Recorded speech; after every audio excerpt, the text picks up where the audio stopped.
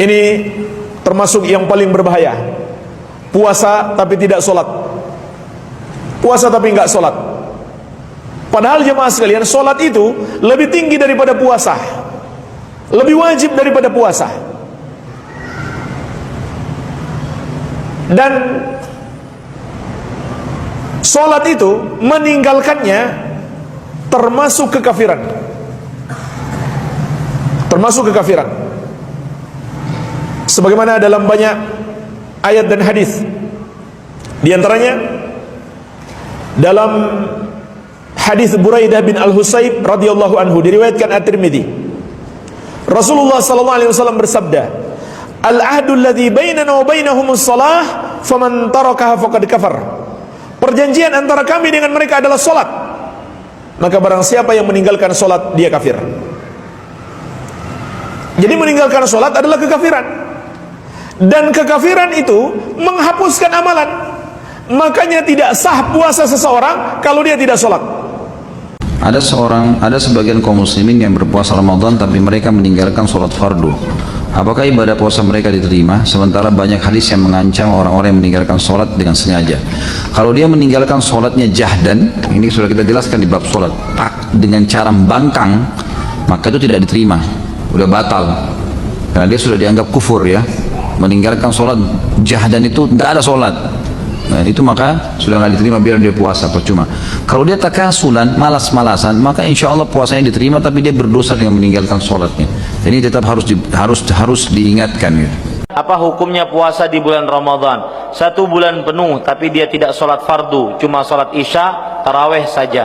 Apakah puasa 1 bulan penuh tadi sah? Seorang yang meninggalkan sholat wajib, baik itu meninggalkan sesekali atau meninggalkan seluruhnya, maka puasanya tidak ada manfaatnya, karena yang meninggalkan sholat hukumnya kafir.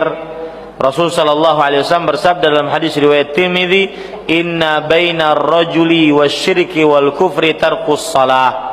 Jarak antara seseorang dengan kesyirikan dan kekufuran adalah meninggalkan sholat. Faman tarakaha faqad kafar. Siapa yang meninggalkannya maka sungguh dia telah kafir. Dan orang yang kafir tidak diterima amalnya. Dalam hadis riwayat Muslim, Rasul sallallahu alaihi wasallam bersabda, "Al-'ahdu alladzi bainana wa bainahumus shalah.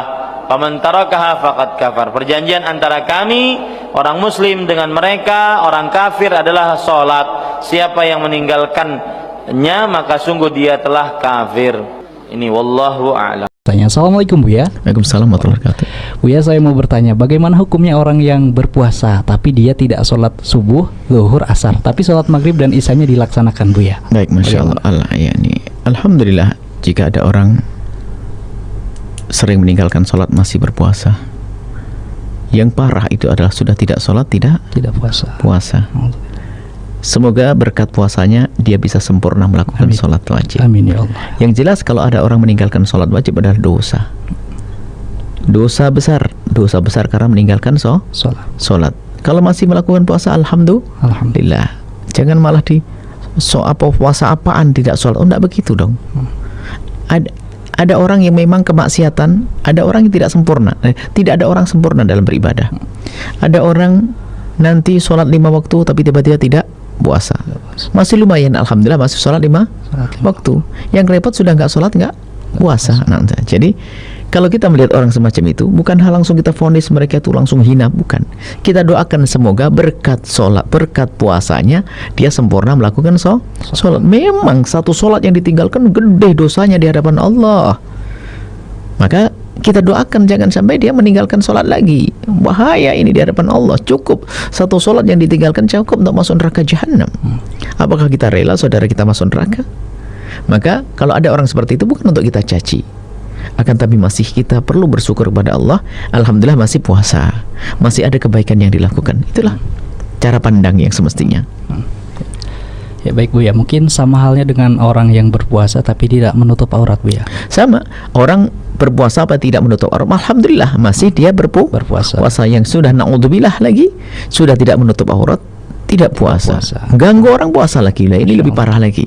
Makanya pandanglah orang dari sisi baiknya, lalu memohon kepada Allah semoga kebaikannya diterima oleh Allah, lalu menjadi sebab dia semakin baik. Gitu. 9 hal yang membatalkan puasa. Yang pertama adalah mudah dihafal nanti. Langsung cara yang menghafal pun sudah saya tata. Yang membatalkan puasa adalah yang pertama memasukkan sesuatu ke salah satu lubang yang 5. Memasukkan sesuatu ke salah satu lubang 5, lubang mulut, lubang hidung, lubang telinga, lubang buang air kecil, lubang buang air besar. 5. 1, 2, 3, 4, 5. Baik, kita rinci satu demi satu. Memasukkan sesuatu. Nanti ibu kesini semua, ibu jangan kedip, tidak usah noleh juga kesini. Ini kedip sedikit apa nanti. Baik, jangan kedip ibu, tidak usah tanya sebelahnya, tanya saya nanti. Kalau ibu tanya sebelahnya tambah nggak ngerti, percaya ya? Ibu tidak usah tanya sebelahnya, ibu tanya ke sini. Masih ada yang bercerita di mana nih? Di sana tuh ada yang cerita. Ini fikih praktis, ibu jangan kelewatan sedikit pun. Nah, yang maksud membatalkan masukkan ke lubang mulut, lubang hidung, lubang telinga, lubang buang air kecil, lubang buang air besar, ini saya rinci. Yang dimaksud memasukkan ke lubang mulut adalah nelennya. Makanya jangan kedip dulu, nanti salah ya. Nelennya. Maka selagi anda tidak nelen, maka tidak batalkan puasa. Misalnya di satu pagi anda melihat es krimnya anak-anak kok lebih, lah ini sayang, es krimnya lebih, langsung dimasukkan ke mulut, batal enggak? Enggak batal asalkan jangan ditelan. Jangan ditelan, awas jangan. Enggak ada yang berbeda, tanya ulama manapun sama, enggak ada. Enggak batal asalkan jangan di permen masukkan lep, permen batal enggak? Enggak batal asalkan jangan ditelan. Sudah selesai. Sebab yang membatalkan nelennya. Tapi makruh, iseng banget ya, tambah sakit hati es krim masukkan mulut siang hari bulan Ramadan. Ya, tapi kita harus paham yang membatalkan nelen. Makanya kenapa Buya ngomong jangan kedip. Kalau ibu kedip atau ibu noleh ke sebelah, habis itu pulang, oh yang membatalkan nelennya saja ya.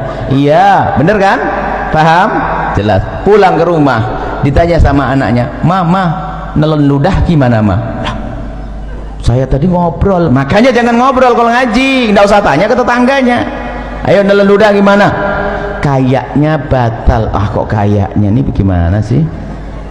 Harus jelas. Nelen ludah itu tidak membatalkan puasa dengan catatan ada 3. Jadi nelen ludah itu tidak membatalkan puasa asalkan ada catatan 3. Yang pertama, ludahmu sendiri.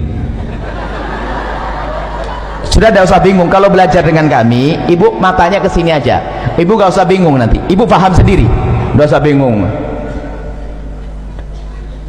tidak usah. Saya pikir yang paling mudah itu ibu paham gampangnya. Yang pertama, ludah ditelan itu tidak membatalkan puasa asalkan ludah ibu sendiri. Ludahnya orang lain batal. Ya masa ludahnya orang, ya cuman kalau ngomong ludahnya orang lain itu jangan dibayangin ada ludah di meja langsung dicit, itu jorok banget. Itu anda memang belum belajar bagaimana keharmonisan dalam rumah tangga. Ya mungkin sekali seorang suami kalau ciuman kan nggak batal puasa, tapi kalau tertukar lidah suami sama istri, pak, ya gitu loh. Contohnya yang indah, contoh kok jorok banget. Rumah tangga model apa itu? Jadi kan tertukar ludah, batal tidak? Batal karena bukan ludahnya sih. Jadi kalau ludah orang lain batal. Yang kedua, ludah ditelan tidak membatalkan puasa asalkan ludah masih ada di dalam mulutnya. Tapi kalau ludah itu ibu iseng mulai pagi sampai siang dikumpulkan di gelas, sampai dapat setengah gelas, masya Allah, taruh di kulkas dingin. Setelah itu ibu minum di siang hari, batal enggak? Batal karena sudah keluar dari mulut. Kalau sampai enggak paham omongan yang begini, masuk SLB, dibuat yang gampang begini. Makanya jangan noleh-noleh, sudah saya bikin yang paling gampang. Yang ketiga, ludah itu ditelan tidak membatalkan puasa asalkan ludahnya masih asli, belum bercampur dengan yang lainnya, belum campur sama permen, belum campur sama kopi, belum campur sama es krim. Jelas? Baik, kalau saya punya ludah begini saya telan, tidak batal puasa saya karena ludah masih ada di mulut saya, ludah belum bercampur dengan sesuatu, dan ludah saya sendiri. Selesai? Baik, sudah jelas yang pertama, nggak usah bingung. Berarti kalau ditanya anaknya, ludah batal enggak Mi? Jelas, tidak, asalkan begini. Sebab ada orang ditanya, Ustadz, nelan ludah batal enggak? Kayaknya enggak. Kayaknya enggak. Ini fikih apa itu? Nelan enggak salah itu? Kayaknya enggak ada, harus tidak. Begitu, selesai. Kemudian setelah itu masukkan lubang hidung. Nah, masukkan lubang hidung, memasukkan ke lubang hidung, membatalkan puasa. Langsung ada yang stres. Pengajian paling tidak enak. Kenapa Ibu? Saya punya hobi aduh, ini gimana ini? Nah, makanya kalau ngaji lanjutin, jangan ngobrol, jangan main HP. Ngaji main HP ketinggalan dengan ngobrol sama Tuhan. Nah, yang dimaksud membatalkan puasa, memasukkan sesuatu ke lubang hidung adalah jika sesuatu itu telah kita masukkan sampai kepada batas yang seandainya yang kita masukkan itu air, kita akan merasakan panasnya gerak bagian atas, ya nak? Kalau kita masukkan air panas ya bagian atas. Maka kalau kita masukkan sesuatu ke lubang atas sampai bagian atas yang panas, itulah maka batal puasa kita. Tapi kalau kita masukkan sesuatu masih lubang bawah, itu tidak membatalkan puasa. Maka kami sampaikan kepada semuanya kabar gembira bagi yang suka hobi, bahwa ternyata ngupil tidak membatalkan puasa. Selesai. Cuman jangan di depan umum, malu lah ya, ditutup lah. Selesai. Paham atau belum? Saya sambung bab wudhu dulu. Wudhu berkumur batal enggak? Ibu kumur, ya Allah, ibu ini baru saatnya belum pindah. Ibu kalau berkumur batal enggak? Nah, asalkan airnya jangan di gitu aja kok pusing nih, ngapain sih ngajinya bagaimana ini? Saya belum pergi. Kumur sunnah bahkan, bukan. Jadi ibu kalau bulan Ramadan tetap kumur ya, hukumnya sunnah. Coba batal enggak? Berarti omongan saya salah enggak tadi? Masukkan satu ke lubang mulut tidak batal asalkan jangan di selesai. Baru gamblang. Ada ibu yang bengong kok enggak batal masukin permen ya? Kok enggak batal masukin permen ya? Kok enggak batal? Makanya ngaji yang benar sekarang. Wong kumur sunnah kok. Baik, kalau kumur biarpun berpuasa. Kemudian saya kasih ilmu lagi. Kalau anda lagi berkumur di bulan Ramadan, kemudian sudah anda buang airnya, maka anda jangan ragu lagi. Biarpun ada rasa dingin-dingin itu dimaafkan. Asalkan waktu anda membuang air kumur tadi, anda buang 100%. Nggak ada yang ditahan sedikit pun. Kalau ada ditahan batal. Tapi dibuang, sisa dingin itu nggak ada masalah. Pasti ada sisa dingin karena apa? Air. Selesai ya? Sama di dalam berwudu istinsak, memasukkan air ke dalam hidung ya, sekedarnya, jangan sampai ke derajat tempat yang panas. Itu adalah tidak membatalkan, hukumnya tetap sunnah. Baik, kalau masukkan untuk kumur sunnah, tapi masukkan es krim makruh, tapi sama-sama tidak batal puasa. Masukkan es krim makruh, asalkan jangan ditelan, tidak batal. Masukkan kumur air wudu sunnah. Baik, apa perbedaannya dua-duanya? Kesamaannya sama-sama tidak batal, perbedaannya kalau kecelakaan. Jadi begini ibu, kalau ibu lagi berkumur wudu, tak taunya ada petir jeder begitu kok ketelan, itu rezeki, nggak batal. Karena apa?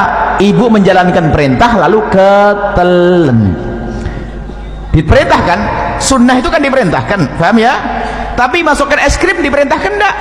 Nah, berbeda kalau ibu lagi main-main rapkan ilmu, kata Buya nggak batal masukkan es krim. Baru masukkan es krim, nginjak kucing digigit, ketelan, batal. Main-main, ngapain es krim masukin mulut? Jelas ya? Baik, ini yang pertama, masukkan mulut, lubang hidung, selesai. Masukkan suatu ke lubang telinga. Lubang telinga bagian mana sih? Lubang telinga itu bagian dalam. Bagian dalam bagaimana? Bagian dalam lubang telinga itu yang batal kalau kita masukkan sesuatu ke lubang tersebut. Lubang dalam adalah lubang yang tidak bisa dijangkau oleh jari kelingking ini. Tapi kalau masih kelingking begini, ini luar. Kalau anda begini kan gatal, anda korek dengan jemari kelingking, tidak batal. Tapi kalau pakai korok kuping masuk ke dalam, batal. Selesai? Ini dalam madhab kita Imam Asy-Syafi'i radhiyallahu ta'ala anhu. Baik, selesai. Lubang depan, lubang belakang. Mohon maaf ini majelis mulia, agar tidak dirubah menjadi majelis guyonan, kami himbau kepada para asatid sekalipun, kalau masuk wilayah-wilayah seperti ini harus waspada, sebab kalau majelis dijadikan majelis guyonan akan dicabut berkahnya majelis. Memasukkan suatu ke lubang depan, misalnya seorang laki-laki, mohon maaf, lubang kemaluannya ditetesin air, batal. Atau seorang ibu pakai obat, dimasukkan obat ke dalamnya, obat anti keputihan segala macam, batal. Atau mohon maaf nih, seorang wanita di saat hendak mensucikan diri dari bekas buang air kecil, maka wahai para wanita, hendaknya cukup digosok dengan perut jemari ini. Kalau digosok dengan perut jemari ini sekuat apapun, maka ini masih bagian luar dan tidak batal. Tapi kalau mohon maaf, kalau jemari yang dibelokkan begini masuk ke wilayah dalam, batal puasanya. Maka Allah sudah maha tahu cara mensucikan, cukup dengan perut jemari, tidak usah kena ragu-ragu. Ini biasanya santri yang setengah ngajinya itu ragu-ragu, kena was-was, pengen dimasukkan ke dalam, batal puasanya dan bikin penyakit kotor. Cukup dengan perut jemari, sekuat apapun ini bagian luar, asalkan dengan perut jemari, dibersihkan dengan perut jemari, itu bagian luar, tidak batal puasanya. Jangan sampai gara-gara dengar omongan saya nanti pada nggak bersih diri dari buang air kecil, kacau nanti. Bersihkan dengan perut jemari, selesai. Kemudian untuk lubang belakang sama, bersihkan dengan perut jemari. Kalau ada dibelokkan begini, batal, dimasukkan dengan perut, dengan jemarinya. Selesai, itu yang pertama. Yang kedua, yang membatalkan puasa adalah muntah dengan sengaja. Muntah dengan sengaja. Kalau orang muntah tidak sengaja nggak batal. Hamil muda muntah, naik kendaraan mabuk muntah, tiba-tiba masak sesuatu bau muntah, nggak apa-apa, nggak batal. Yang membatalkan muntah dengan sengaja, digorok perutnya, muntah, atau mencari bau yang paling nggak enak biar keluar, biar muntah. Kalau dengan sengaja tapi kalau tidak sengaja tidak batal. Dengan catatan, ini catatan ini umum, secara umum, asalkan habis muntah yang tidak sengaja tadi, jangan nelen ludah sebelum berkumur. Kalau nelen ludah habis muntah, ludahnya ditelan, batal puasanya.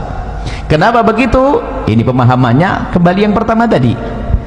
Muntahan dari dalam perut kita itu najis lewat tenggorokan ke mulut. Berarti mulut kita kenapa? Kena najis. Najis itu cara mensucikannya dengan air, bukan dengan ludah. Maka kalau kita meludah 1000 kali biarpun mulut bersih, tetap najis. Maka cara membersihkannya mulut yang terkena najis, cukup ambil air bersih seperti ini, umur selesai. Maka bagi yang kok muntah tanpa sengaja di siang hari, maka bulan Ramadan, maka bergegaslah mengambil air, jangan telan ludah dulu. Kalau memang meludah, dibuang ludahnya sampai ketemu air, berkumur. Setelah anda kumur sekali, boleh setelah itu ludah ditelan. Kenapa? Karena ludah ditelan menjadi batal puasa kalau habis muntah tadi sebelum berkumur, karena ludahnya sudah tidak murni lagi kayak pertama tadi. Ingat, karena ludah sudah bercampur dengan najis. Selesai ya, mudah dihafal. Yang pertama masuk ke satu ke lubang 5, yang kedua adalah muntah dengan sengaja, mirip muntah dengan itu satu paket. Kemudian yang kedua dan yang ketiga, yang ketiga dan keempat yang membatalkan puasa, yang ketiga adalah berhubungan, bersenggama biarpun tanpa keluar air mani. Cukup bersenggama. Seorang suami mohon maaf memasukkan kemaluannya ke istri biarpun baru sebentar lalu ditarik, itu membatalkan puasa. Biarpun sebentar, biarpun tidak keluar mani. Kami hanya membahas urusan suami istri. Bagaimana dengan zina? Sama, zina batal puasa. Naudzubillah. Menggauli kambing batal puasa. Cuman tidak dibahas di sini karena apa? Ya itu orang-orang bukan ahli iman itu, ya enggak? Kita bicara yang halal. Memasukkan bersenggama biarpun tanpa keluar mani, senggama yang sengaja. Ukuran membatalkan bagi seorang suami sederhana. Mohon maaf ini majelis mulia, jika seorang suami sudah memasukkan semua wilayah kepala kemaluannya, kepalanya saja, ke wilayah wanita, batal puasanya. Tidak harus semua batang kemaluannya, tapi cukup kepalanya saja sudah batal. Awas, ini harus paham di sini, hati-hati. Kemudian bagi seorang wanita Berbeda. Kalau wanita tidak harus semua kepala kemaluan suami, tapi cukup kemasukan sedikit saja sudah batal. Kemasukan sedikit sudah batal. Masuk bab yang pertama tadi. Masuk yang pertama tadi, membatalkan suatu, masukkan suatu dengan sengaja. Maka saya ingatkan balik yang pertama. Mohon maaf, wahai para wanita, dicium suami tidak membatalkan puasa. Seorang suami, mungkin suamimu adalah orang yang sangat genit, sering cubit-cubit, gak batal puasa. Termasuk jika suamimu memegang wilayahmu, wahai para wanita, tidak batal puasa, dengan catatan asalkan jemarinya tidak dimasukkan. Kalau jemarinya dimasukkan dan anda membiarkan, batal puasa anda. Mohon maaf, ini majelis mulia, tolong diangkat di bawah supaya tidak jadikan bahan guyonan. Kemudian setelah itu, yang ketiga kan bersenggama biarpun tanpa keluar mani. Yang keempat adalah keluar mani dengan sengaja biarpun tanpa senggama. Keluar mani dengan sengaja, mohon maaf, naudzubillah, mungkin dengan onani, dengan apa, sengaja mengeluarkan mani, maka batal puasanya. Tapi kalau keluar mani tanpa sengaja, tidak batal puasa. Mungkin seorang lagi tidur di siang hari, ternyata mimpi basah, dilihat ada air mani, maka tidak batal puasanya. Selesai. Jadi keluar mani tanpa sengaja, biarpun tanpa senggama. Selesai. Dapat berapa? 4. Sekarang 5, 6, 7. Biar ngapalnya gampang. 5, 6, 7, haid, nifas, melahirkan. Satu paket. Haid, nifas, melahirkan. Seorang wanita lagi puasa jam 5 sore keluar darah haid, batal puasanya. Seorang wanita yang ahli ibadah biarpun hamil tua tetap puasa. Setelah puasa di hari itu jam 4 sore bayi lahir, batal puasanya. Melah ya nih. Yang pertama adalah haid, yang keempat 5 haid, 6 nifas, 5 melahirkan. Hafalannya harus jelas ini ya. Melahirkan bayi atau bakal bayi. Tolong diingat kalimat bakal bayi di sini. Bayi atau bakal. Kalau bakal bayi itu apa? Keguguran. Jadi kalau keguguran batal enggak? Batal enggak? Hah? Iya, jangan kaget, digituin saja sudah berubah. Kan sudah ngomong bayi atau bakal bayi. Kalau kata bidan, aduh sabar, berarti batal puasanya. Selesai? Dapat 7. Yang ke-8 sendiri. Yang ke-8 adalah hilang akal. Hilang akal. Hilang akal ini ada 3 martabat, ada 3 model. Yang pertama adalah gila. Gila. Kalau ada orang gila, saya tidak bisa nyontohin. Gila itu gimana? Gila, misalnya lagi ngobrol begini kok tiba-tiba gila, batal puasanya. Biarpun gilanya sebentar. Lagi ngobrol tiba-tiba gila sebentar, batal puasanya. Gila membatalkan puasa. Hilang akal martabat yang kedua adalah pingsan. Hilang akal tidak pingsan? Pingsan membatalkan puasa kalau pingsannya itu sehari penuh. Habis sahur pingsan, sadar-sadar isya, puasanya batal. Karena apa? Pingsannya sehari ini kebalikan dari gila tadi. Tapi kalau kita pingsan kok sempat sadar di siang hari biarpun sebentar, puasanya sah. Contoh, pingsan habis sahur, tak taunya bangun-bangun zuhur, kaget lihat matahari, pingsan lagi dia sampai isya, puasanya sah atau tidak? Sah atau tidak? Sah, karena sempat sadar biarpun sebentar. Selesai. Hilang akal yang ketiga, tidur. Tidur ini tidak membatalkan puasa biarpun tidurnya sehari penuh. Habis sahur tidur, bangun-bangun isya. Bukan kerbau ini. Kalau kerbau masih suka bangun itu.